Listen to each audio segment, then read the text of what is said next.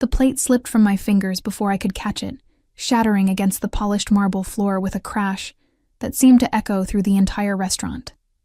Fragments of white porcelain scattered like snowflakes across the black tiles, the expensive veal osso buco spreading in a messy puddle. The dining room went silent for one excruciating moment, dozens of eyes turning to stare at the disaster, and at me. Cazzo, che giornata di merda, I muttered under my breath, the Italian curse my grandmother had taught me slipping out before I could stop myself. My cheeks burned as I knelt down, desperately trying to gather the broken pieces with trembling hands. Miss Parker, that's the third plate this week. Mr. Donati's voice boomed across the dining room of Bellissimo, the upscale Italian restaurant where I'd been working for the past 8 months. He stood with his arms crossed, his round face flushed with anger. The cost is coming out of your paycheck. Again. I'm sorry, Mr. Donati. It won't happen again, I promised, knowing full well it was a lie. My exhaustion made my fingers clumsy, my mind foggy. Working double shifts 6 days a week would do that to anyone. Clean it up, now, and be quick about it, he snapped, before turning to the other patrons with an apologetic smile.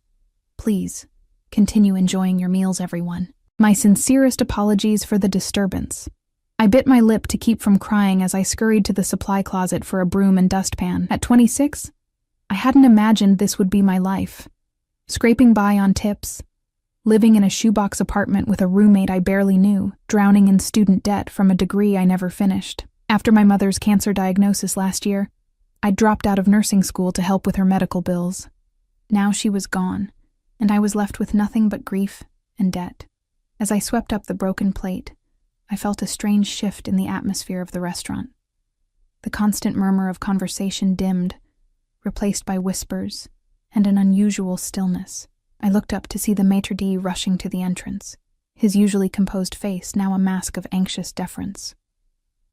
Mr. Moretti, what an honor to have you join us tonight, he gushed, bowing slightly. Your usual table is ready, of course. I froze at the name. Everyone in Chicago knew of the Moretti family, even if you pretended not to.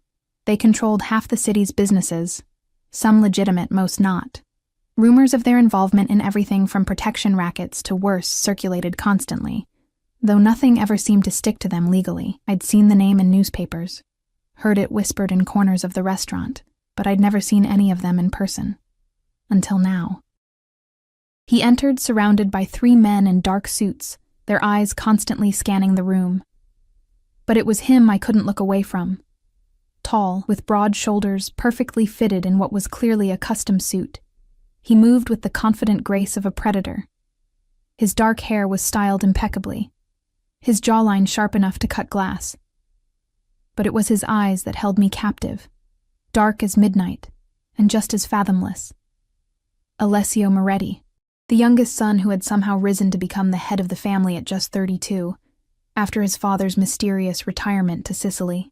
I realized I'd been staring only when those dark eyes suddenly locked with mine. His gaze flickered briefly to the mess at my feet, then back to my face with an intensity that made my skin prickle. I quickly looked down, focusing on sweeping the remaining shards into the dustpan, willing myself to become invisible.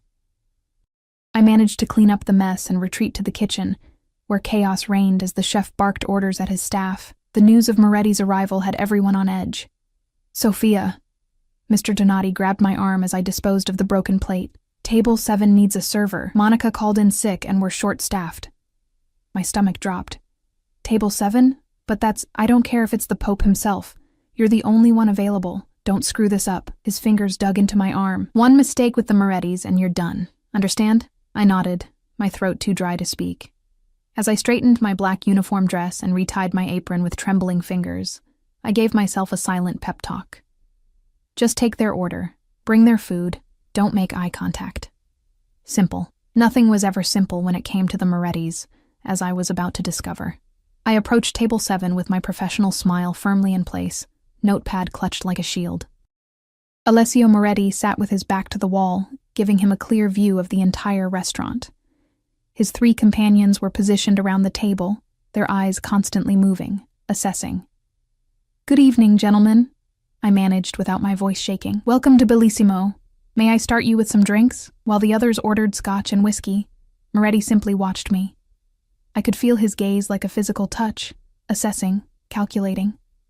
When I finally turned to him, I found myself trapped in those dark eyes. "And for you, sir?" I asked, proud that my voice remained steady. "You're new," he stated rather than asked, his voice a deep, smooth rumble with just a hint of an Italian accent. "I've been here 8 months, sir," I replied automatically. One corner of his mouth lifted slightly. "Yet, I've never seen you before." "I usually work lunch shifts and weekdays, sir." I didn't add that I'd picked up extra shifts wherever I could to make rent. He studied me for another moment before saying, "Barolo, the 2010 Reserve." I nodded and turned to leave when his voice stopped me. "What's your name?" I hesitated, something instinctive warning me against sharing even that small piece of information. But refusing wasn't an option. Sophia Parker." "Italian?" he asked, his head tilting slightly. "My grandmother was from Florence." Something flickered in his eyes. Interest, perhaps. "Bring the wine yourself, Sophia Parker. Don't send anyone else." It wasn't a request. The night progressed in a blur of tension. Every time I approached their table, conversation would cease. Every time I leaned in to place a dish or refill a glass, I could feel Moretti's eyes following my movements. His companions treated me with disinterest bordering on disdain. But he watched me with an intensity that made me feel both seen and exposed. By the time I brought their desserts, my nerves were frayed. As I set down the tiramisu in front of one of the men, his hand brushed against mine in a way that couldn't be accidental. I jerked back instinctively, causing the dessert to slide precariously close to the edge. The man smirked, his eyes traveling up and down my body in a way that made me feel dirty.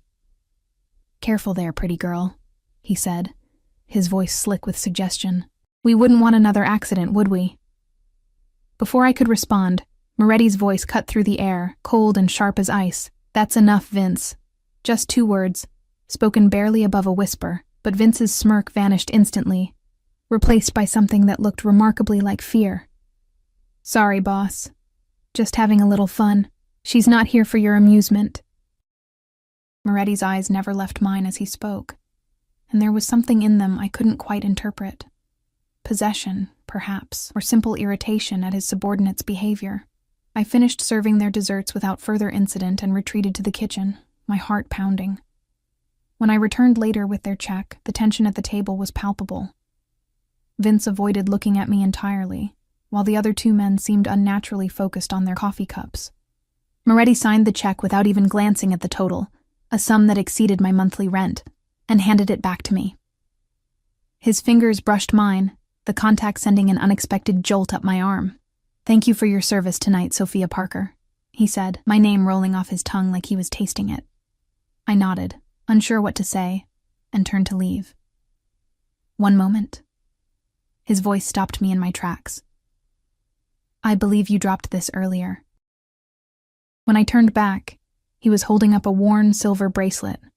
My mother's bracelet, the one she'd given me before she died. My hand flew to my wrist, finding it bare.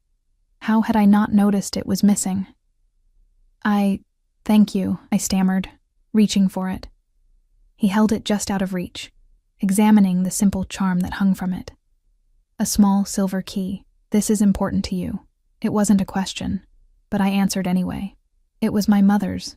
Something shifted in his expression, a softening so subtle I might have imagined it. He motioned for me to extend my wrist, and, when I did, fastened the bracelet himself. His fingers were warm against my skin, surprisingly gentle for a man rumored to be so dangerous. "Take better care of precious things, Sophia," he said quietly. "They have a way of disappearing when left unattended." The warning in his words was unmistakable, though I didn't understand what I was being warned against. I left work at midnight, exhausted but grateful for the generous tip Moretti had left.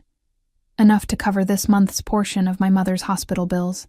The night air was cool against my skin as I waited at the bus stop, the street eerily quiet for downtown Chicago. When a sleek black Bentley pulled up to the curb, I instinctively stepped back into the shadows of the bus shelter. The rear window rolled down, revealing Alessio Moretti's face, his expression unreadable in the dim light. "Get in," he said, the door opening as if by magic. My heart hammered against my ribs. I take the bus, thank you." It wasn't an offer, Sophia Parker. His voice remained calm, almost gentle, but there was steel beneath it. "The last bus left 15 minutes ago. Get in." He was right about the bus. I'd missed it while counting my tips. Still, every instinct screamed at me to run, to call a rideshare, to do anything but get into that car. As if reading my thoughts, he added, "I'm merely offering you a safe ride home. Nothing more."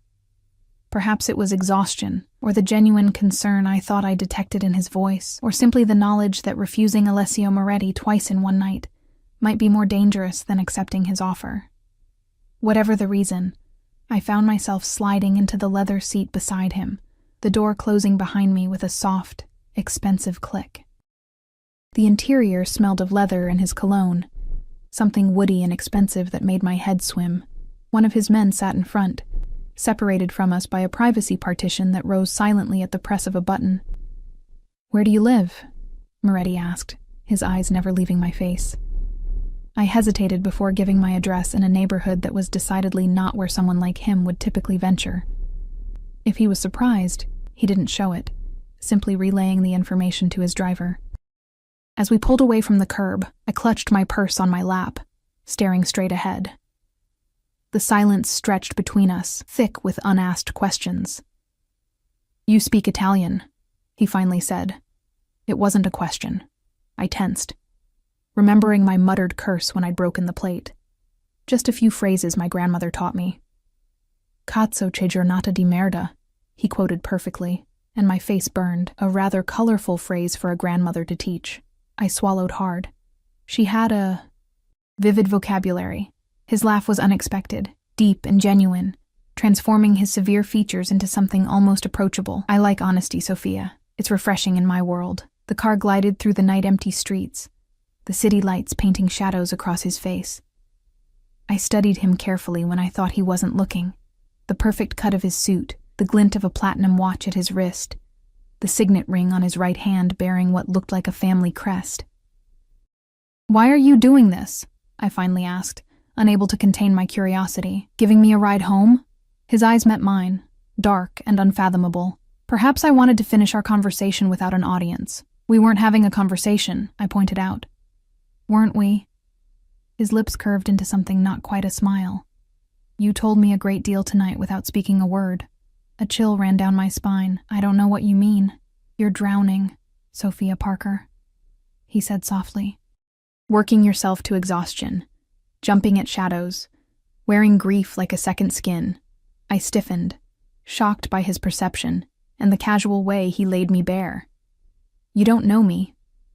"Not yet," he agreed, "but I'd like to." The car slowed as we approached my rundown apartment building, its peeling paint and broken security door a stark contrast to the luxury I was currently sitting in. I reached for the door handle, desperate to escape this man who saw too much. "Wait." Moretti's hand covered mine, warm and surprisingly gentle. From an inside pocket, he withdrew a business card, thick, cream-colored cardstock, with just a phone number embossed in black. "If you ever need anything at all, call this number." I stared at the card, not taking it. "Why would you help me?" "Let's call it curiosity," he said, his eyes never leaving mine as he tucked the card into my purse. "For now." The driver opened my door, standing protectively as I stepped out onto the cracked sidewalk. Before the door closed again, Moretti leaned forward, his gaze intense. "Buonanotte, cara mia," he said softly. "Until we meet again." As the Bentley disappeared into the night, I stood frozen, clutching my purse with its dangerous new addition. Something told me my life had just irreversibly changed, though I couldn't have known then just how right I was. In my tiny apartment, as I collapsed onto my bed, still in my uniform, I pulled out the business card.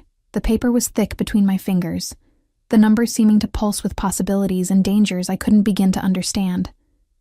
I should throw it away, forget this night ever happened. Instead, I tucked it into the small jewelry box that held my mother's few remaining possessions, telling myself I was merely keeping it as a curiosity, nothing more.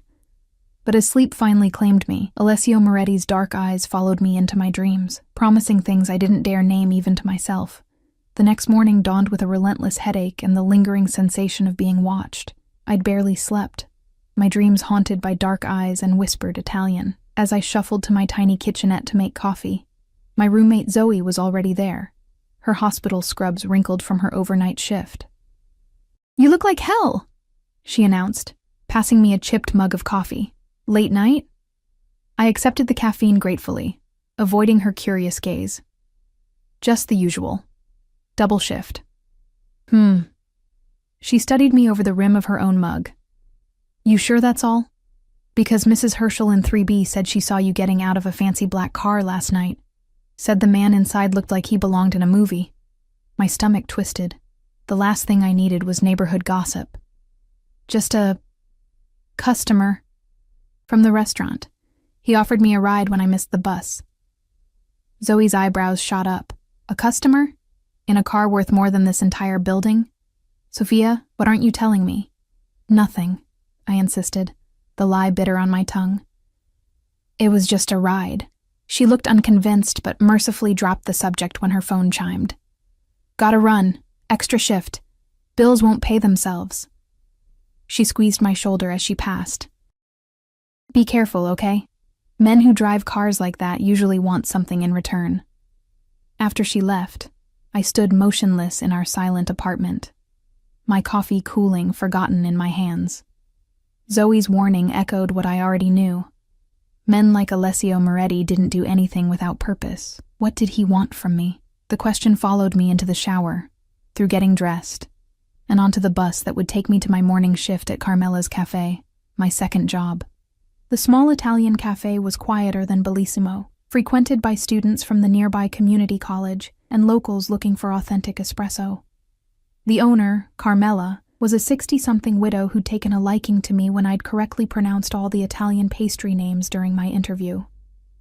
She reminded me of my grandmother, fierce, loving, and perpetually worried that I wasn't eating enough. "Sophia, you're early," she called as I entered through the back door.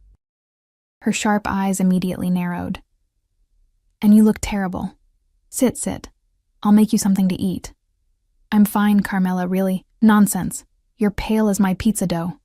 She ushered me onto a stool at the small prep table and bustled around the kitchen. "That fancy restaurant is working you too hard. You should quit. Work here full-time." I smiled tiredly. "You know I can't afford that. Bellissimo pays better." She muttered something in Italian that sounded distinctly unflattering toward my other employer as she placed a plate of frittata in front of me. "Eat. Then we talk." The routine of the cafe gradually eased my tension. I lost myself in the rhythm of pulling espresso shots, steaming milk, arranging pastries, and chatting with the regulars.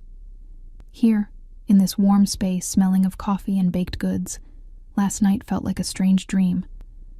Until the bell over the door chimed at precisely 10:47 a.m. I didn't need to look up to know who had entered. The cafe went quiet, conversation stuttering to a halt as Alessio Moretti stepped inside, followed by a single bodyguard who positioned himself near the door. Unlike last night's formal attire, today Moretti wore a charcoal gray cashmere sweater over dark jeans, the casual clothes somehow making him look even more dangerously attractive.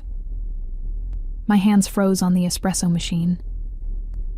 How had he found me here? I hadn't told him about my second job. His eyes found mine immediately, a small smile playing at the corners of his mouth as he approached the counter. The other customers gave him a wide berth, conversations resuming in hushed tones. "Good morning, Sophia," he said, my name still rolling off his tongue like a caress.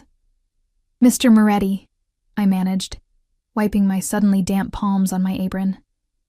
"What can I get for you?" "Alessio," he corrected, resting one hand casually on the counter. The signet ring gleamed under the cafe lights. "I think we're past formalities, don't you?" Before I could respond, Carmela emerged from the kitchen, stopping short when she saw who was at my counter. Recognition, followed by wariness, flashed across her face. "Mr. Moretti," she said, her voice carefully neutral. "An honor to have you visit my humble cafe." He turned to her with a respectful nod. "Mrs. Ricci, it's been too long. My father always spoke highly of your late husband. And your cannoli." A complex emotion crossed Carmela's face. Something like grief, mixed with caution. "Antonio was fond of your father as well. Before everything, whatever everything, was hung in the air between them, laden with history I didn't understand." Moretti merely inclined his head again before turning back to me. "A double espresso, per favore," he said, "and whatever pastry Sophia recommends." Carmela gave me a sharp look before retreating to the kitchen, leaving me alone with him. I busied myself with the espresso machine, grateful for something to do with my trembling hands. "The almond croissants are good," I offered, not looking at him. "Carmela makes them herself." "Then an almond croissant it is." He watched me work, his gaze so intense I could feel it like a physical touch. "You're surprised to see me." It wasn't a question, but I answered anyway. "I didn't tell you I worked here. You didn't have to." He accepted the espresso I slid across the counter, his fingers brushing mine deliberately. "I make it my business to know things, Sophia." The implication sent a chill down my spine. Had he been having me followed, looking into my life? I placed an almond croissant on a plate with more force than necessary, powdered sugar dusting the counter. "Why?" I demanded, keeping my voice low. "Why would you care where I work or what I do?" His eyes held mine, dark and unreadable. "You intrigue me." "I'm a waitress," I said flatly. "There's nothing intriguing about me." "I disagree." He took a sip of his espresso, nodding appreciatively. "A half-Italian waitress who works 2 jobs, speaks her grandmother's language, and wears grief and exhaustion like armor, yet still carries herself with quiet dignity. I find that very intriguing indeed." My face heated at his assessment. "I'm just trying to survive." "Aren't we all?" Something flashed in his eyes, a vulnerability so brief I might have imagined it. Then his mask of cool control returned. "I have a proposition for you." Alarm bells rang in my head. "I'm not interested in—" "It's not what you're thinking," he interrupted, amusement flickering across his face, "though your assumption is illuminating." I flushed deeper, mortified. "My mother is hosting a charity gala this Saturday," he continued. "I find these events tedious, but appearance is required. I'd like you to accompany me." I stared at him, certain I'd misheard. "You want me to go to a charity gala with you?" "Is that so difficult to believe?" "Yes," I said honestly. "You could have anyone. Models, socialites, women who actually own evening gowns and know which fork to use." His lips quirked. "Perhaps that's precisely why I don't want them." A customer cleared their throat behind him, waiting to order. I welcomed the interruption, needing space to think. Moretti stepped aside, taking his espresso to a small table in the corner. He sat with his back to the wall, sipping his coffee and watching me as I served other customers, his bodyguard standing impassively nearby. When the morning rush subsided, he approached the counter again, setting down his empty cup. "You haven't given me an answer." I wiped my hands on my apron, buying time. "I don't have anything to wear to something like that." "That can be arranged. I'm working Saturday night at Bellissimo." "No, you're not. I've already spoken to Donati. You have the evening off." My head snapped up. "You spoke to my boss? Without asking me first?" A flash of annoyance crossed his face. "I anticipated your practical objections." "That's not your decision to make," I said, anger overriding my fear. "You can't just rearrange my life because you've decided I'm intriguing." For a moment, his expression darkened, and I remembered exactly who I was talking to. A man whose family name made people tremble, whose business dealings were whispered about but never openly discussed. I'd crossed a line, speaking to him this way. To my surprise, the darkness passed, replaced by something that looked almost like respect. "You're right," he said, the admission clearly costing him. "It was presumptuous of me. I apologize." The words sounded foreign on his tongue, as if he rarely had cause to use them.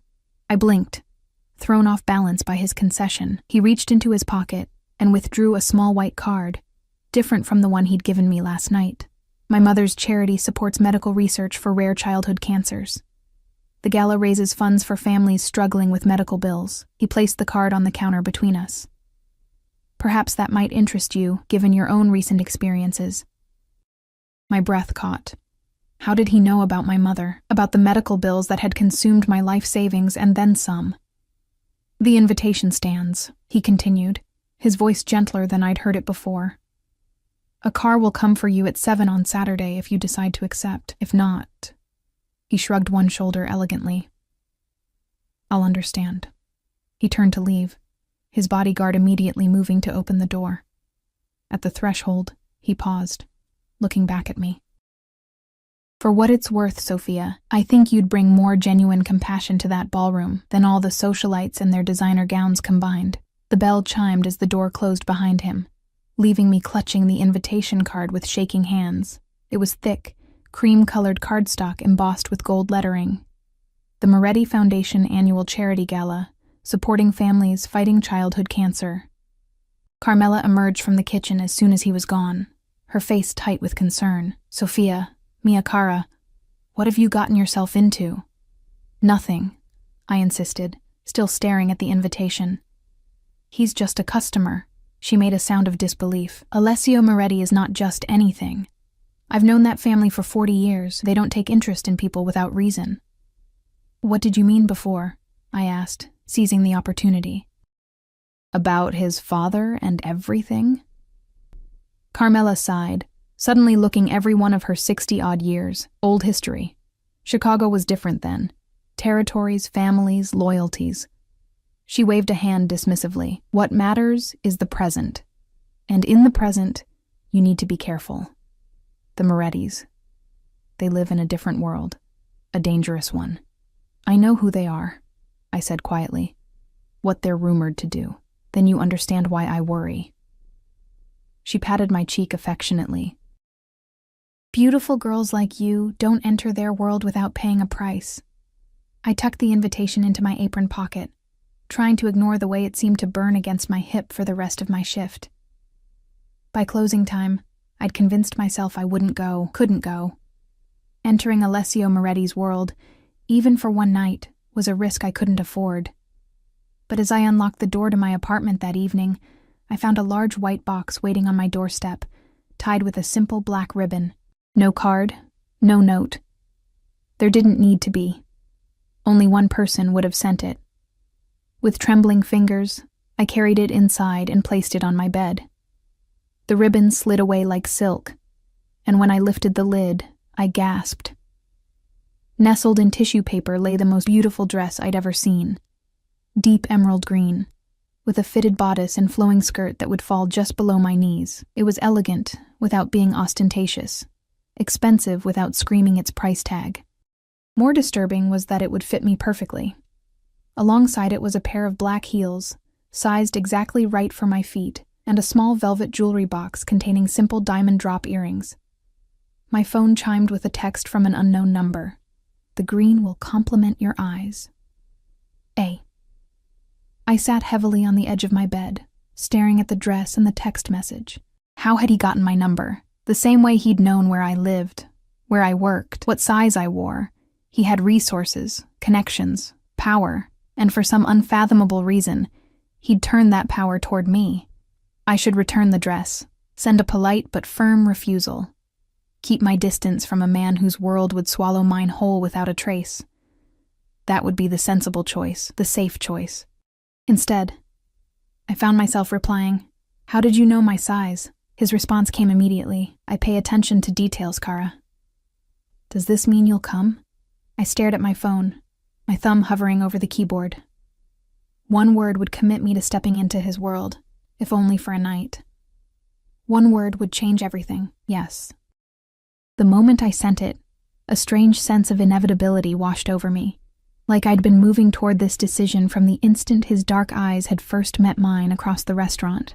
Saturday arrived with unseasonable warmth for late September in Chicago. I spent the day in a state of nervous anticipation, alternating between certainty that I should cancel and strange excitement for the evening ahead. Zoe had left for her shift at the hospital with a knowing smile and a whispered, "Be safe," leaving me alone with my thoughts and the emerald dress that hung on my closet door like a challenge. At precisely 6:55, my phone chimed with a text. "Your car is waiting. A." I took one final look in the mirror. The dress fit as if it had been made for me. the color making my hazel eyes look more green than brown. I'd swept my dark hair up into a simple chignon, applied minimal makeup, and added the diamond earrings, the only truly valuable things I now owned. My mother's bracelet gleamed at my wrist, the small silver key catching the light. Just one night, I whispered to my reflection, then back to reality. But as I stepped outside to find the same black Bentley waiting at the curb, its driver holding the door open with respectful deference, I couldn't shake the feeling that reality as I knew it was already slipping away, replaced by something far more dangerous and alluring. The car glided through Chicago's evening traffic, carrying me toward the glittering lakefront where the city's elite gathered in their mansions and penthouses. We eventually turned through ornate gates, following a curved driveway toward a sprawling estate that looked more like it belonged in the Italian countryside than on Lake Michigan's shore. "Whose home is this?" I asked the driver, finding my voice at last. "The Moretti family residence, miss," he replied. "Mr. Alessio grew up here." The car stopped at the foot of marble steps leading to massive wooden doors thrown open to reveal warm light and the distant sounds of an orchestra. As the driver opened my door, a familiar figure appeared at the top of the steps. Alessio Moretti stood waiting for me, devastatingly handsome in a perfectly tailored black tuxedo. As our eyes met, something passed between us, a current of recognition, of inevitability. And though every instinct warned me to run back to the safety of my small life, I found myself climbing the steps toward him instead, drawn by a force I couldn't name and wasn't sure I wanted to resist.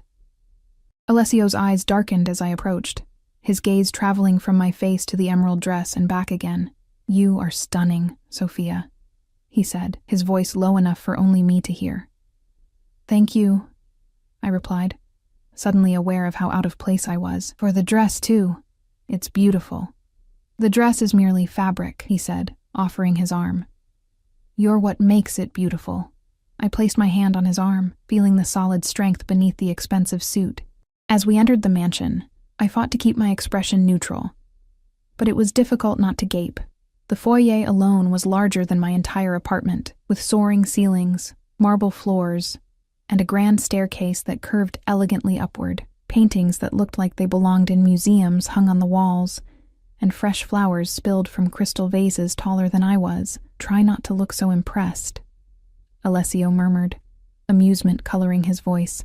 "Most of these people mistake awe for weakness." I squared my shoulders, lifting my chin slightly. "Is that why you brought me? To impress them with how easily awed I am?" Something flashed in his eyes, surprise, followed by that same respect I'd glimpsed in the cafe. "I brought you because I wanted you here," he said simply. "The rest doesn't matter." But it did matter, as became immediately clear when we entered the main ballroom. Conversation stuttered to a halt as heads turned in our direction. Women in designer gowns and men in custom tuxedos stared openly, their expressions ranging from curiosity to blatant disapproval. "Alessio, darling," a woman's voice called, and the crowd parted to reveal an elegant woman in her 60s, her silver-streaked dark hair swept into an immaculate updo.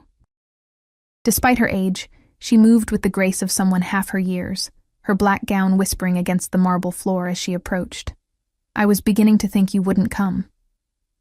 "Mother," Alessio greeted her, bending to kiss her cheek. "You know I wouldn't miss your gala." Her sharp eyes, the same midnight color as her son's, turned to me with undisguised interest. "And who is your lovely guest?" "Sophia Parker," Alessio said, his hand coming to rest at the small of my back. "Sophia, my mother, Elena Moretti." I extended my hand, hoping she couldn't see it trembling. "It's an honor to meet you, Mrs. Moretti. Your home is beautiful."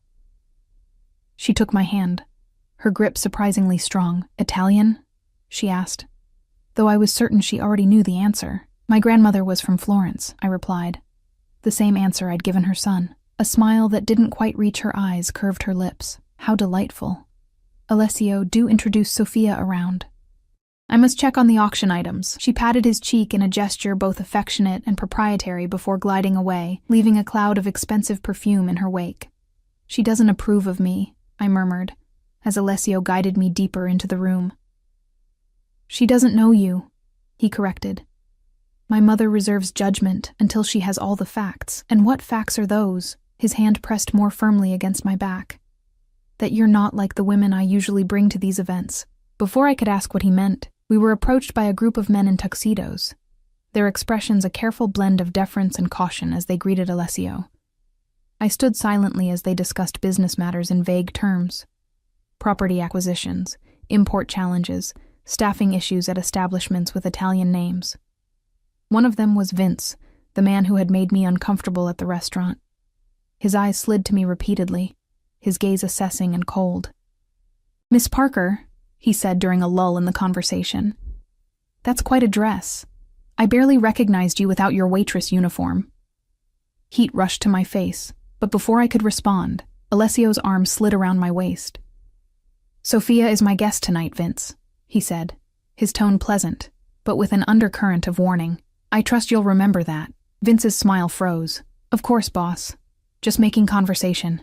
Find someone else to converse with," Alessio suggested, his voice still light despite the unmistakable command. The group dispersed quickly after that, leaving us momentarily alone in the crowded room. I stepped away from his hold, needing space to breathe. "You didn't have to do that. I can handle myself." "I know you can," he said, surprising me. "But tonight, you're under my protection. That means something in my world." "And what exactly is your world, Alessio?" I asked, emboldened by the champagne I'd sipped and the frustration of being treated like a possession. "Everyone here looks at you like you're either royalty or a predator they're afraid to turn their backs on." His expression remained impassive, but something flickered in his eyes. "Perhaps I'm both." Before I could press further, the orchestra began playing a waltz, and couples moved to the center of the ballroom. Alessio extended his hand. "Dance with me." It wasn't a request, but neither was it quite a command. Something in between, an expectation that assumed compliance, but offered the illusion of choice. I hesitated only briefly before placing my hand in his. He led me onto the dance floor with confident grace, one hand at my waist, the other clasping mine. I was grateful for the dance lessons my mother had insisted on when I was younger, though I'd never danced with a partner who moved with such practiced ease. "You surprise me, Sophia," he said, as we turned smoothly among the other couples. "Most women would be asking about my cars, my properties, my businesses by now." "I'm not most women," I replied, "and I'm more interested in why you brought me here than in what you own." A genuine smile curved his lips, transforming his severe features. "Direct. I appreciate that." He pulled me fractionally closer as we turned again. "I told you. You intrigued me." "That's not an answer." His eyes held mine, searching. "When you've had everything handed to you your entire life, Sophia, you develop a sensitivity to authenticity. The women I usually meet want something: status, money, the thrill of danger. You..." He paused, considering. "You look at me like you're trying to solve a puzzle, not secure an advantage." "Maybe I'm just better at hiding my motives," I suggested. He laughed then, the sound rich and unexpected. "No, cara mia, you're many things, but duplicitous isn't one of them. Your face reveals everything you feel." As if to prove his point, his hand at my waist slid slightly lower, and I felt heat rush to my cheeks. His smile deepened, satisfied. The music ended, and he led me from the dance floor toward a set of French doors that opened onto a terrace overlooking manicured gardens. The night air was cool against my flushed skin, the distant sound of Lake Michigan a soothing counterpoint to the orchestra inside. "Better?" he asked, watching me closely. I nodded, grateful for the momentary escape. "It's a bit overwhelming." "The wealth?" he asked. "Or me?" "Both," I admitted honestly. "I don't belong in this world, Alessio." "Perhaps this world doesn't deserve you," he countered, moving to stand beside me at the stone balustrade. "These people, with their old money and older secrets, they play at charity while protecting their fortunes. At least I'm honest about who I am." "Are you?" I turned to face him, because I still don't know. Everyone whispers about your family, but no one says anything directly. His expression hardened slightly. "What do they whisper, Sophia?"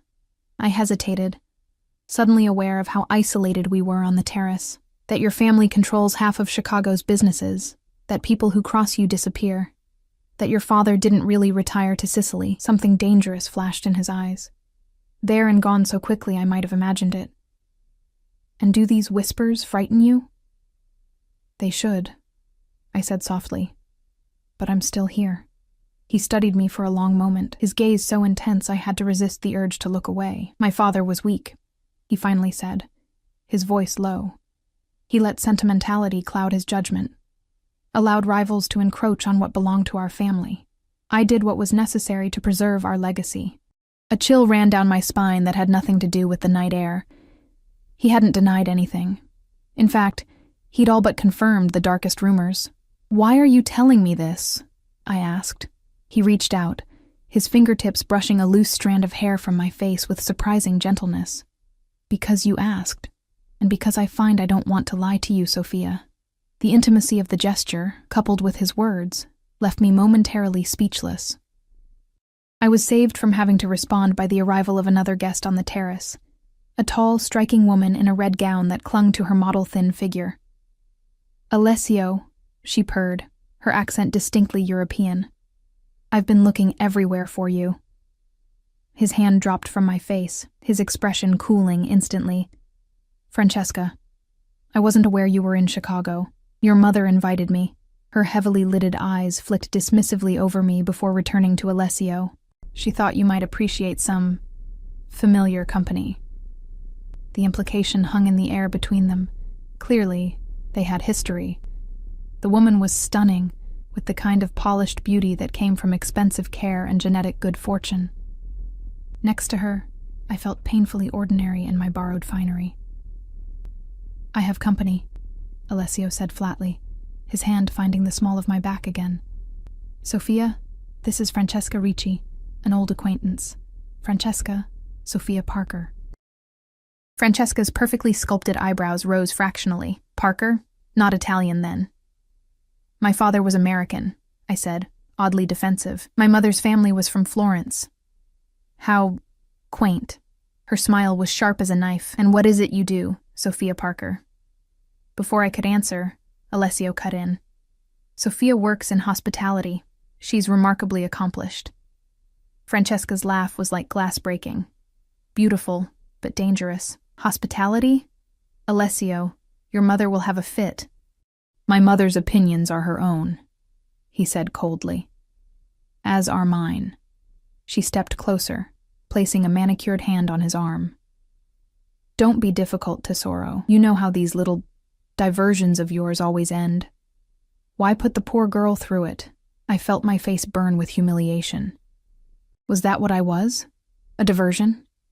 A brief entertainment before he returned to women like Francesca? "That's enough," Alessio said, his voice dropping to a register that made the hairs on the back of my neck stand up.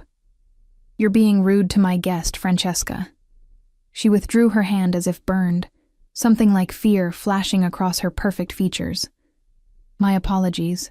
I simply misunderstood the nature of your relationship." Her smile was brittle as she turned to me.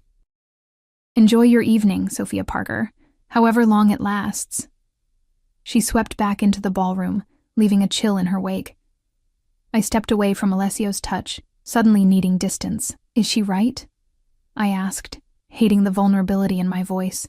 "Am I just a diversion? Something different to amuse you until you get bored?" His jaw tightened. "Francesca is bitter. We were engaged once briefly. It ended badly." "That doesn't answer my question." He moved toward me, and though everything in me wanted to retreat, I held my ground. "I don't know what this is yet, Sophia," he said, his voice softer than I'd heard it before. But it's not a diversion. The sincerity in his eyes was disarming. I wanted to believe him, even as every rational part of me screamed that this was dangerous. He was dangerous. A man like him didn't enter the life of a woman like me without devastating consequences. Before I could respond, a discreet cough interrupted us. One of Alessio's men stood at the terrace doors. "Excuse me, sir. There's a situation that requires your attention."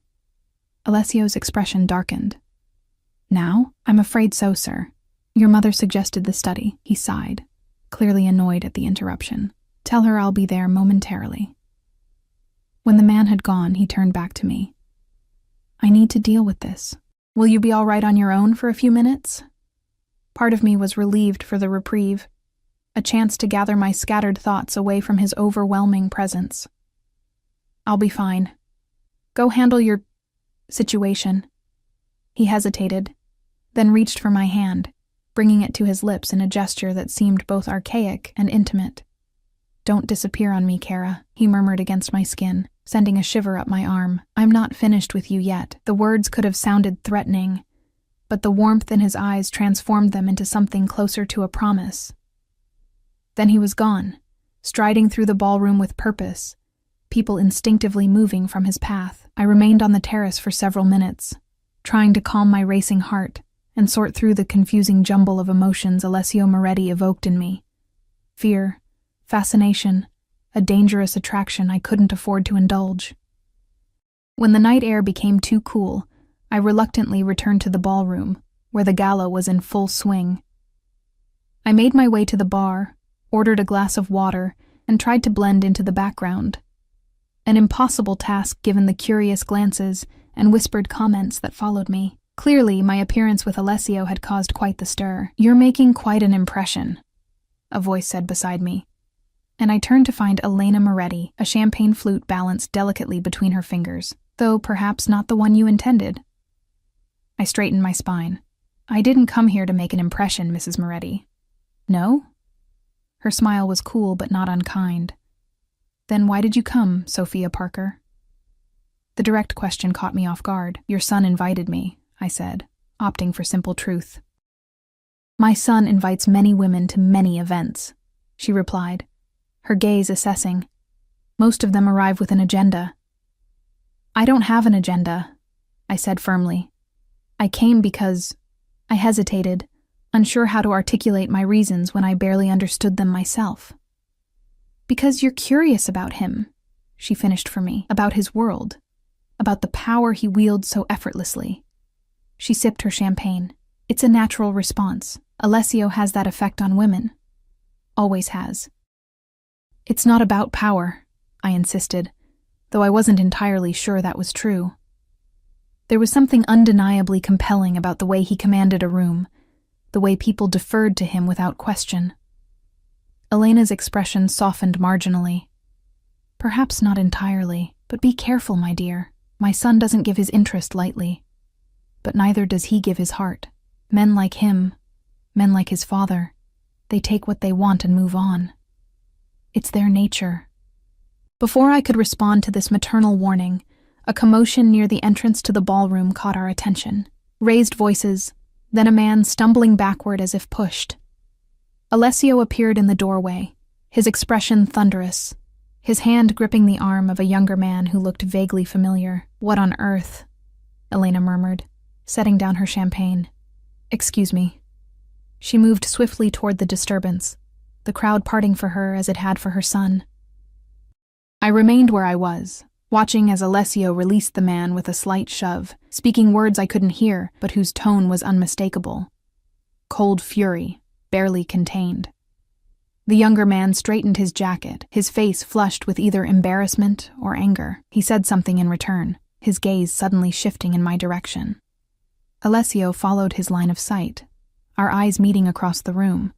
Something in his expression changed, hardened, and he gestured sharply to one of his men, who immediately began moving toward me. Alarm flared in my chest. What was happening? The bodyguard reached me before I could decide whether to stay or flee. Miss Parker, he said respectfully, Mr. Moretti asks that you join him. Now. I followed the bodyguard through the crowd, acutely aware of the eyes tracking our progress. Whatever confrontation had occurred seemed to have been temporarily diffused. Alessio now stood with his mother and the younger man in what appeared to be a tense but controlled conversation.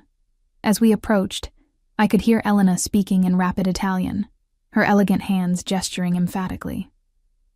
The young man, perhaps in his early 30s, with the same dark coloring as the Morettis but lacking Alessio's commanding presence, was shaking his head, his expression sullen. I've done nothing wrong, he was saying as we came within earshot. You're overreacting as usual. Marco, Alessio said, his voice deceptively calm. This is neither the time nor the place. His eyes flicked to me as I stopped beside his bodyguard, and something in his expression shifted. Sophia, come here. It wasn't quite an order, But neither was it a request. I moved to his side, hyper-aware of the curious onlookers pretending not to watch the family drama unfolding. "Sophia, my younger brother Marco," Alessio said, placing a hand at the small of my back in what was becoming a familiar gesture of both possession and protection. "Marco, Sophia Parker." Marco's eyes, the same midnight shade as his brothers and mother's, widened in recognition. "Parker? The waitress?" He gave a disbelieving laugh. "So the rumors are true. You're slumming it these days, brother." Elena made a sharp noise of disapproval. "Enough, Marco. You're embarrassing yourself and the family." "I'm embarrassing the family." Marco's voice rose slightly before he caught himself, leaning in to hiss, while he parades his latest conquest at Mother's charity gala. "A waitress, for God's sake."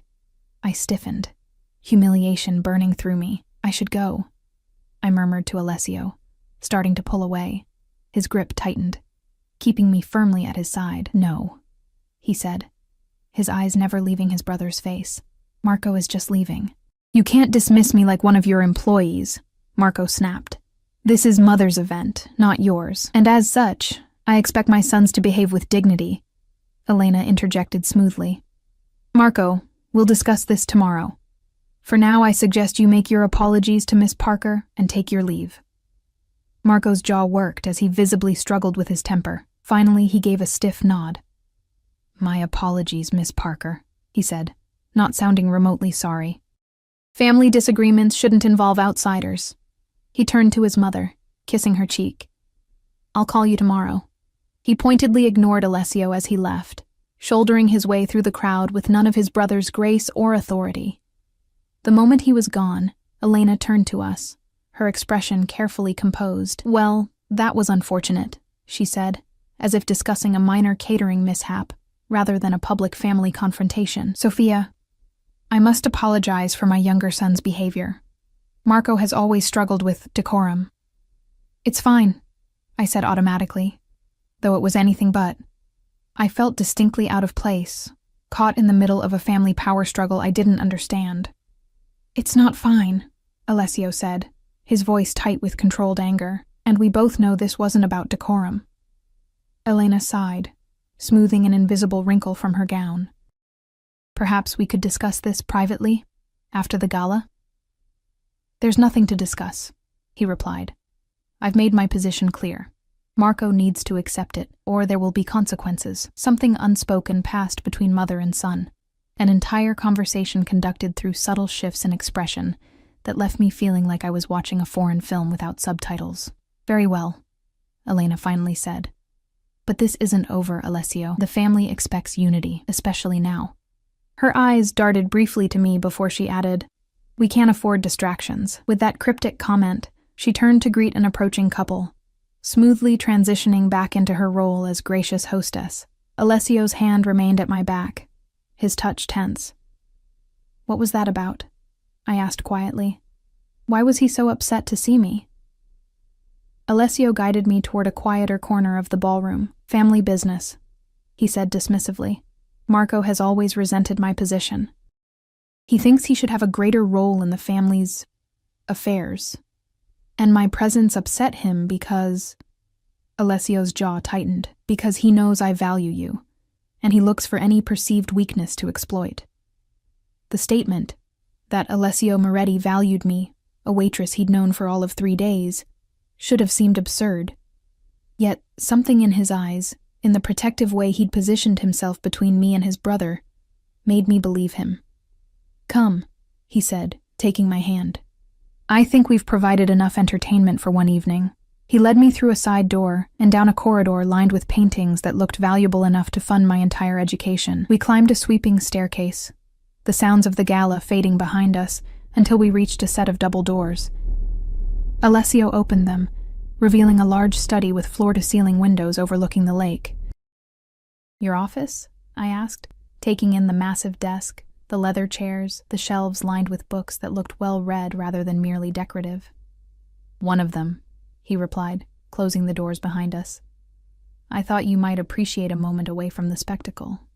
I moved to the windows, gazing out at the moonlight reflecting on Lake Michigan. The view was breathtaking, the dark water stretching endlessly, the city lights twinkling in the distance. It was a view that spoke of wealth, of power, of a world so far removed from my own that it might as well be another planet. "Your brother really hates me," I said, still facing the window. "Or at least, he hates that I'm here with you." Alessio moved to stand beside me, his reflection in the glass solemn and unreadable. "Marco doesn't know you well enough to hate you. He hates what you represent. And what's that? Change." He turned to face me, his dark eyes searching mine. "I've been different since I met you. People have noticed." I laughed nervously. "We met 3 days ago. How different could you possibly be?" "You'd be surprised," he said softly. "I've been distracted, less focused. I've missed meetings, delegated decisions I would normally handle personally, all because I can't stop thinking about a waitress who cursed in Italian and looked at me without fear." My heart stuttered in my chest. "That sounds like a problem for someone in your position." "It is," he agreed, reaching up to brush a strand of hair from my face, his touch lingering on my cheek. "A very dangerous problem. I should have stepped back, maintained some distance between us. Instead, I found myself leaning slightly into his touch. "Why me?" I whispered. "You could have anyone. That's precisely the point, isn't it?" His thumb traced the line of my jaw, sending shivers down my spine. "I can have anyone. Women who want my money, my power, my name. But you?" His eyes darkened. "You look at me like you see beyond all that, like you see me." "I don't even know you," I protested weakly. "Don't you?" he challenged. "You see more than most, Sophia Parker. It's what makes you dangerous." Before I could respond, a sharp knock on the door interrupted us. Alessio dropped his hand from my face, his expression closing. "Enter!" he called, stepping back from me. The door opened to reveal one of his men, not the bodyguard who'd escorted me, but an older man with silver at his temples and hard eyes. "Apologies for the interruption, sir, but there's a situation that requires immediate attention. Downstairs." Alessio's jaw tightened. "Can it wait?" "I'm afraid not, sir. It concerns the matter we discussed earlier."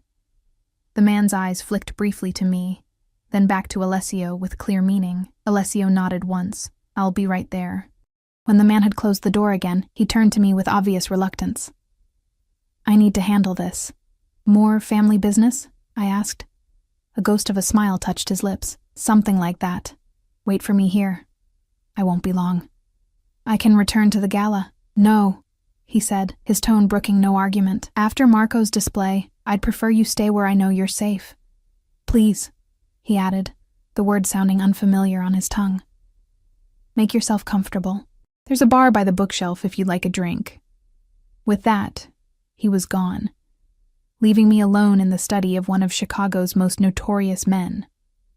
I wandered to the bookshelves, running my fingers along leather-bound volumes of Italian poetry, history texts, and surprisingly classic literature. A well-worn copy of Dante's Inferno caught my eye, the same edition my grandmother had kept on her nightstand throughout my childhood. I pulled it from the shelf, leafing through the pages marked with annotations in a strong, masculine hand. The notes were in Italian, but I recognized enough words to realize they were thoughtful, scholarly observations. This was not the reading material I'd expected from a man rumored to rule Chicago's underworld. Replacing the book, I moved to his desk, knowing I should respect his privacy, but unable to resist the temptation to learn more about him. The surface was meticulously organized, files stacked neatly, a silver pen set positioned just so, a laptop closed and centered perfectly. The only personal item was a small framed photograph of a much younger Alessio with an older man who must have been his father. They shared the same commanding presence, the same penetrating gaze. A noise at the door made me step back guiltily, but it was only the house staff delivering a tray with a carafe of water and 2 crystal glasses. The woman placed it on a side table without a word, her eyes carefully averted from mine as she slipped out again. I poured myself a glass of water, trying to calm my racing thoughts. What was I doing here? Alone in Alessio Moretti's private study, waiting for him like what? A girlfriend? A possession?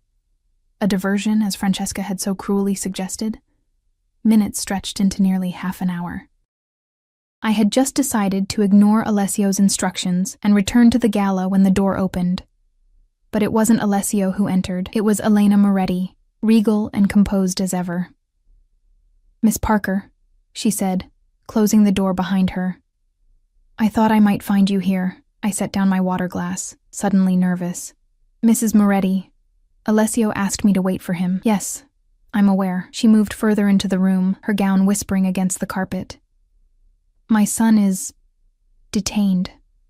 He asked me to check on you." Something about her explanation felt off, but I had no grounds to question it. "That's very kind of you." She gestured to one of the leather chairs. "May I? There are some things I think we should discuss, woman to woman." I nodded, taking the seat opposite her. Up close, I could see the fine lines around her eyes, the only indication of her age in an otherwise perfectly preserved face. She folded her hands in her lap, studying me with the same intensity her son often displayed. "You're very beautiful," she said at last, "though I suspect you don't fully realize it. That's part of your appeal to Alessio, I think. He's surrounded by women who weaponize their beauty. You wear yours unconsciously." "Thank you," I said cautiously, unsure where this conversation was heading. She smiled slightly. "That wasn't entirely a compliment, my dear. Innocence can be as dangerous as calculation in our world." "Your world," I corrected gently. "Not mine. Yet here you are," she pointed out, "in my home, wearing a dress my son selected, waiting in his private study. Whether you acknowledge it or not, you've already stepped into our world." I couldn't argue with her logic, uncomfortable as it made me. "What did you want to discuss with me, Mrs. Moretti?" She studied me for a moment longer, before sighing softly. "My son is at a critical juncture in his life, Sophia. The family business is expanding. New territories, new alliances. It requires his complete focus, his unwavering commitment." "I'm not distracting him," I said defensively. Her laugh was gentle but dismissive. "My dear, you've done nothing but distract him since the moment you met. Alessio has built his reputation on control, on focus. Yet in the past 3 days, he's been late to meetings, delegated important decisions, spent hours personally investigating your background." The confirmation that he'd been looking into my life sent an uneasy chill down my spine. "I didn't ask him to do any of that." "You didn't have to." She leaned forward slightly. "I don't doubt that you're a good person, Sophia. Your circumstances, your mother's illness, your sacrifice of your education to care for her, speak to your character. But good people get hurt in our world, sometimes simply because they're in the wrong place at the wrong time." My mouth went dry at the implied threat. "Are you warning me away from your son, Mrs. Moretti?" "I'm offering you an opportunity," she corrected smoothly. "Alessio tells me you left nursing school to cover your mother's medical bills, that you're still struggling with that debt, working 2 jobs just to keep your head above water." I stiffened. "I don't want your money." "Everyone wants money, my dear. Some are simply more honest about it than others." She reached into a small evening bag, withdrawing an envelope that she placed on the table between us. "Inside, you'll find a cashier's check for $50,000, enough to clear your debts and return to school. All I ask in return is that you end whatever this is with my son. Tonight." I stared at the envelope, shock and indignation warring within me. "You're buying me off?" "I'm offering you a way out," she said, her voice softening, "before you're in too deep to escape. Alessio can be overwhelming. When he wants something, he pursues it with single-minded determination. It can feel flattering, intoxicating even. But men like my son, like his father, they don't change, Sophia. Not even for women they believe they love." The implication that Alessio might come to love me was so absurd that I almost laughed. "We barely know each other. You're overreacting to what? A few days of attention?" Elena's expression remained serious. "My son doesn't give his attention lightly. When he focuses on someone this way, it's consuming, for him, and eventually, for them. I've watched it happen before." A shadow passed over her face. "I've lived it myself." Something in her voice, a thread of old pain, carefully contained but still present, gave me pause. "You're talking about your husband." She nodded once. "Antonio was much like Alessio is now, powerful, charismatic, dangerous. I was younger than you when we met. He swept me off my feet, promised me the world. Her perfectly manicured fingers traced an invisible pattern on the arm of her chair. What he didn't mention was the cost of that world. The compromises, the fear, the isolation.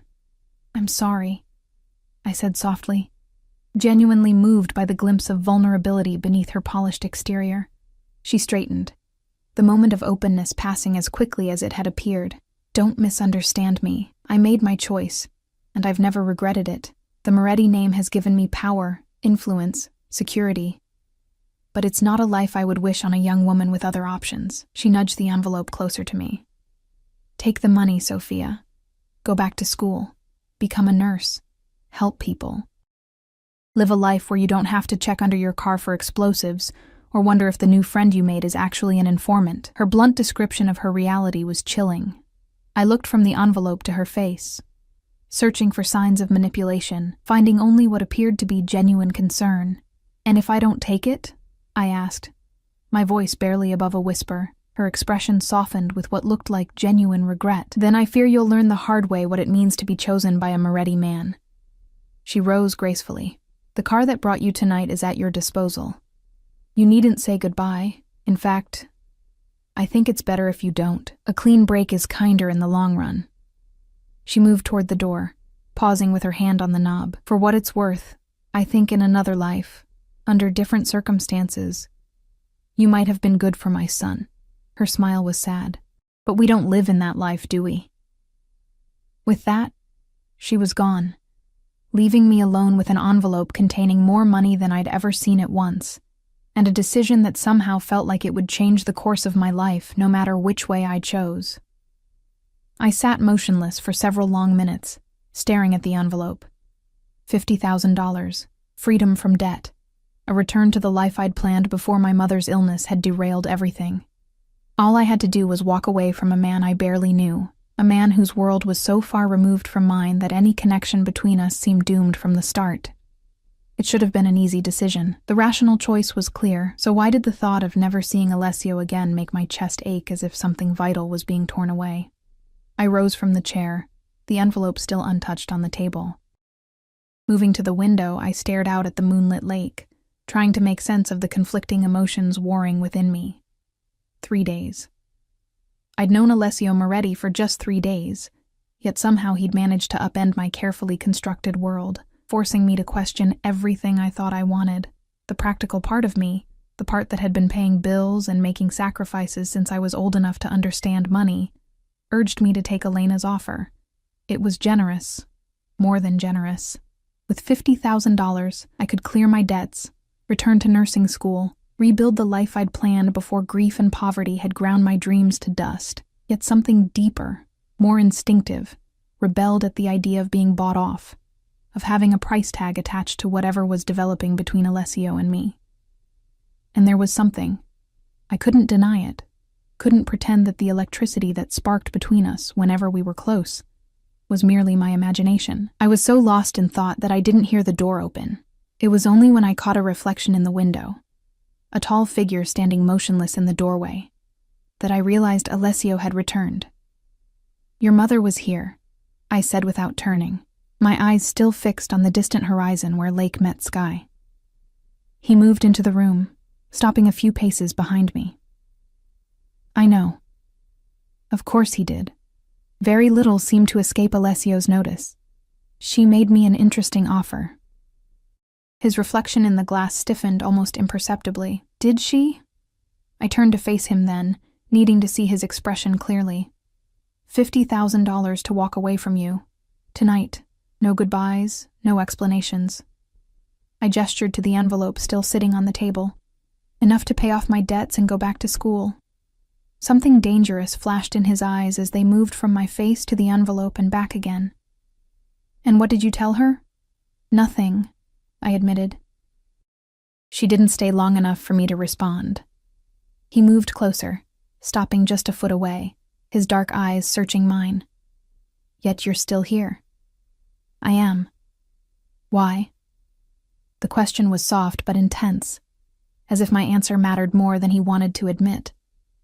I swallowed, suddenly finding it difficult to maintain eye contact. "I don't know," I said honestly. By any rational measure, I should take the money and run as far from you and your world as possible."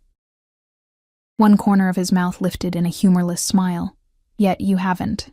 "Not yet," I agreed. He reached out slowly, giving me time to pull away if I wanted to, and tucked a strand of hair behind my ear. "My mother means well," he said quietly. "In her own way, she's trying to protect both of us." "From what?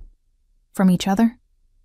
"From what we might become together." His hand lingered near my face, his thumb brushing lightly against my cheekbone. "She's not wrong about the dangers of my world, Sophia. The life I lead, it's not compatible with normalcy, with safety." "Then why bring me into it at all?" I asked, my voice barely above a whisper. "Why pursue this, whatever this is, if you know it can only end badly?" His eyes darkened. "Because from the moment you looked at me across that restaurant, something in me recognized something in you. Something I didn't know I was missing until I found it." The raw honesty in his voice stole my breath. This wasn't the smooth charm of a man accustomed to getting what he wanted through manipulation. This was something else entirely, a confession that seemed to surprise him as much as it did me. "That doesn't make sense," I protested weakly. "We're from completely different worlds. I'm nobody, a waitress drowning in debt. You're—" I gestured vaguely at our surroundings, the opulent study that spoke of generations of wealth and power. "I'm a man," he said simply. "Behind the name, the reputation, the power.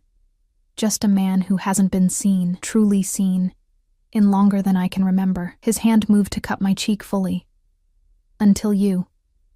I should have pulled away, should have reached for the envelope and walked out the door, back to the safety of my small life with its modest dreams and manageable expectations. Instead, I found myself leaning into his touch, my eyes closing briefly at the warmth of his palm against my skin. "This is insane," I whispered. "We barely know each other." "Then let me know you," he replied, his voice deepening. "And let me show you who I am. Not the man everyone fears, not the mask I wear for the world. Just me." The sincerity in his eyes was my undoing. Without conscious decision, I closed the small distance between us, my hand coming to rest on his chest where I could feel his heart beating strong and steady beneath expensive fabric. His response was immediate and overwhelming. One arm wrapped around my waist, pulling me firmly against him while his other hand tangled in my hair, tilting my head back as his mouth claimed mine. The kiss was nothing like the hesitant explorations I'd experienced before. This was possession, pure and unrestrained, a man taking what he wanted with absolute certainty that it was his to take. And God help me, I gave myself over to it completely, my arms winding around his neck as I pressed closer, answering his hunger with my own unexpected desire. He tasted of expensive whiskey, and something darker, more dangerous. A flavor I instantly knew I would crave for the rest of my days. When we finally broke apart, both breathing heavily, his eyes had darkened to near black, his usual control visibly fraying at the edges. "Sophia," he murmured, his voice rough with restraint. "If you're going to take my mother's money and walk away, do it now. Because if you stay—" He drew a ragged breath. "If you stay, I won't let you go easily." The warning should have frightened me. Instead, it sent a thrill of something dangerously close to excitement through my veins. "I don't want your mother's money," I said, the decision crystallizing as I spoke the words. "And I don't want easy." Something primal flashed in his eyes at my response. His hands tightened on me possessively, but before he could speak, a sharp knock on the door forced us apart. "Not now," Alessio growled, his eyes still fixed on mine. The door opened anyway, revealing the same silver-haired man from earlier. "Sir," I wouldn't interrupt if it wasn't urgent. "There's been an incident at the docks, Salvatore's crew. It can't wait." Alessio closed his eyes briefly, frustration evident in the rigid line of his shoulders. When he opened them again, I could see the transformation. The man who had held me with such tender passion, receding behind a mask of cold authority. "I'll be right there," he said, his voice now devoid of the warmth it had held moments ago. The man nodded once and withdrew, leaving the door slightly ajar. Alessio turned back to me, conflict clear in his expression. "Go," I said softly. understanding without being told that whatever required his attention was serious. "Handle your business." He reached for my hand, bringing it to his lips in a gesture that was becoming familiar. "This isn't how I wanted tonight to end," he said against my skin. "The night isn't over yet," I replied, surprising myself with my boldness. His eyes darkened again. "Wait for me here. Please. I'll have someone bring you anything you need when I return." He paused, his thumb tracing circles on my wrist. "We'll continue our conversation." The promise in his voice sent heat coursing through me. I nodded, unable to trust my voice. With visible reluctance, he released my hand and moved toward the door, pausing on the threshold to look back at me once more. His gaze so intense, it left me breathless. Then he was gone, the sound of his footsteps fading down the corridor. I sank into one of the leather chairs, my heart racing, my lips still tingling from his kiss. What was I doing? Turning down a chance at financial freedom to pursue what, exactly? A relationship with a man whose business dealings were whispered about in fear, whose family operated outside the law, whose world was so fundamentally different from mine that any future between us seemed impossible. My eyes fell on the envelope still sitting on the table. $50,000. Freedom. Safety. The rational choice. Instead, I rose and moved to the window again, staring out at the moonlit grounds of the Moretti estate. In the distance, I could see a group of men moving quickly toward several black SUVs parked in a far corner of the property. Alessio was among them, his commanding presence unmistakable even from a distance. I watched as he issued instructions, his men responding with immediate deference. This was who he was, a man of power, of authority, of danger. A man whose world I was choosing to enter with my eyes wide open. Time passed strangely as I waited. A staff member brought a tray of light refreshments which I barely touched.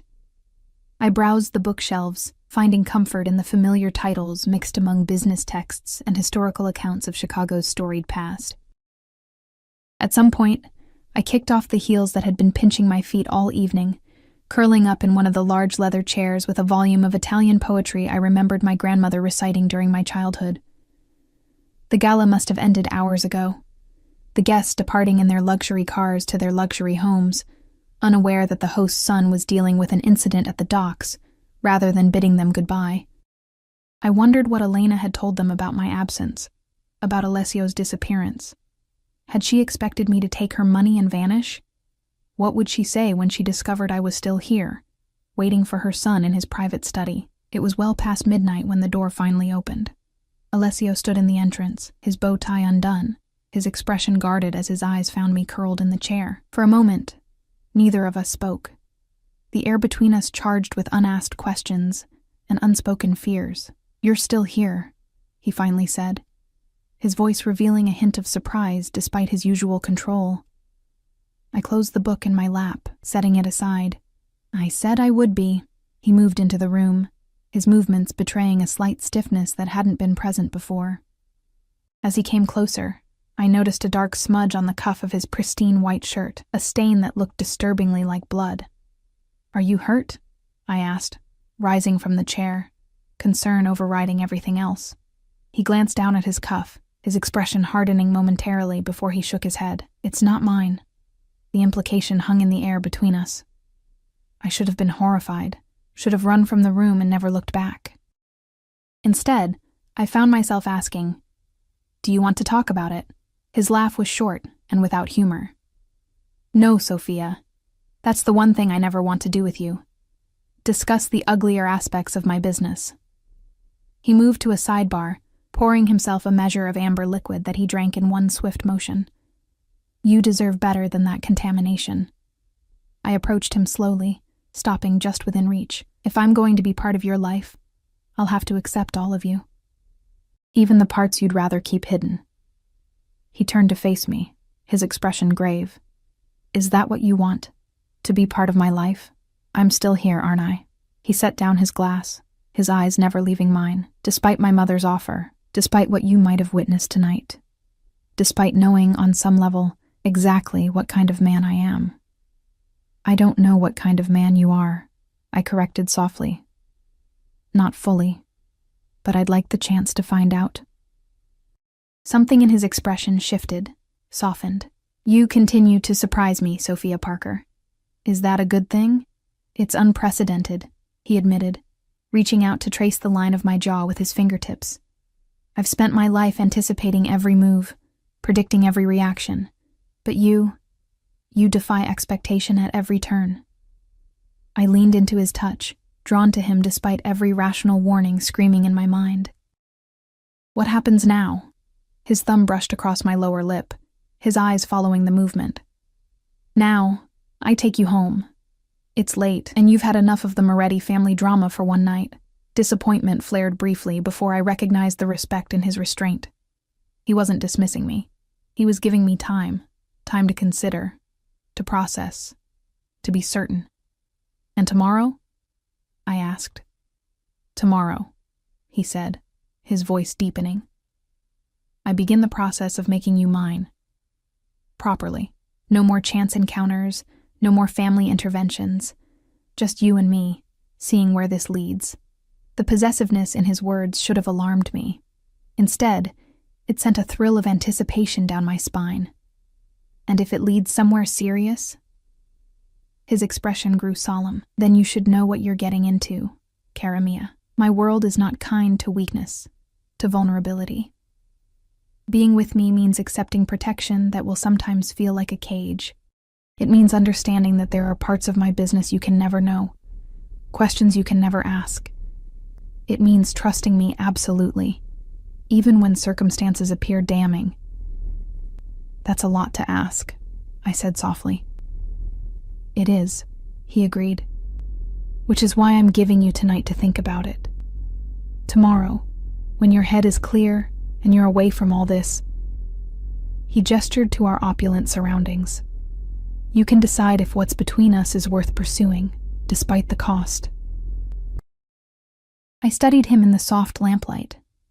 This complex man who commanded fear and respect in equal measure, who could order violence one moment and treat me with such tender consideration the next.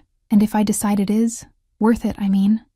The smile that curved his lips transformed his severe features, making him look younger, almost boyish. Then, Sophia Parker, I promise you a life beyond anything you've imagined. Not easy, perhaps not always safe, but never boring, never lonely, and never lacking in passion. He drew me closer, his arms encircling my waist as he bent to brush his lips against mine. Not the consuming fire of our earlier kiss, but a gentle promise of what might come. For tonight, though, I'll return you to your apartment like the gentleman my mother raised me to be. True to his word, Alessio escorted me home in his Bentley, his hand holding mine throughout the journey. When we arrived at my rundown building, he walked me to my door despite my protests that it wasn't necessary. Humor me, he said as we reached my apartment. I need to see you safely inside. Professional hazard. I turned to face him at my threshold, suddenly shy despite the intensity of our earlier moments. Thank you for tonight. It was educational. He laughed softly. That's one word for it. His expression grew serious as he reached out to tuck a strand of hair behind my ear. You left the envelope, I noticed. I did. Why? I considered my answer carefully. Because whatever is happening between us, I want it to be real. Not a transaction, not an obligation. Just us, figuring it out together. He studied me for a long moment, something like wonder crossing his features. You continue to amaze me, he murmured, before leaning in to place a brief, tender kiss on my lips. Sleep well, cara mia. I'll call you tomorrow.